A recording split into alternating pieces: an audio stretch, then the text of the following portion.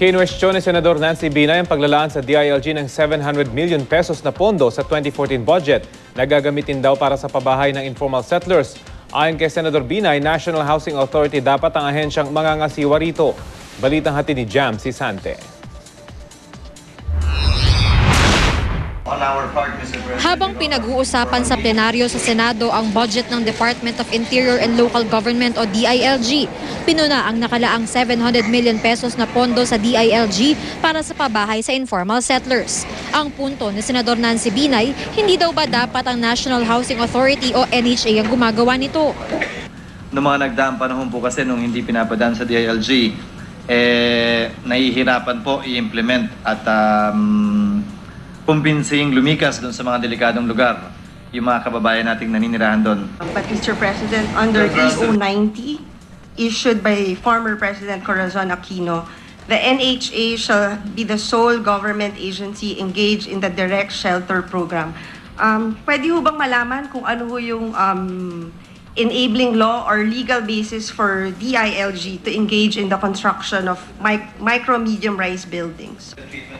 Section 29 of the UDHA law, which among others provides for the participation not only of the NHA but also of the local government units. Ang NHA ay pinangangasiwaan ng ama ni Senador Binay na si Vice President Jejomar Binay bilang chairman ng Housing and Urban Development Coordinating Council.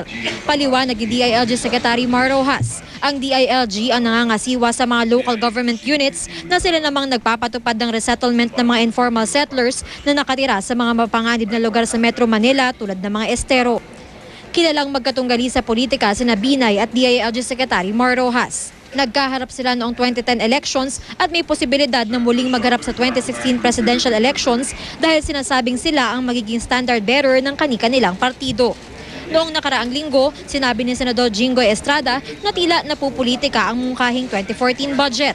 Tinukoy niya ang hindi pagbibigay ng kahit isang sentimo sa NHA para sa housing program sa mga biktima ng kalamidad, kumpara naman sa pagbibigay ng pondo sa DILG para sa housing program ng mga informal settlers. Matapos punahin ni Estrada, binigyan ng Senado ng pondo ang NHA para sa pagtulong sa mga nasalanta. Pagdidiin ni Rojas, walang politika sa 2014 budget. Ito'y nasa sa DILG, hindi pa ako nakaupo dyan. Nung magmula 2011, nung umupo ang Pangulo, ay yan na yung programa ng pamahalaan. No? So kung yung mga naglalagay ng politika dito, siguro sila ang dapat ninyong tanungin dahil kami, trabaho lang at kung anong ina-assign sa atin, ang siyang ginagawa natin. Jam Sisante, GMA News.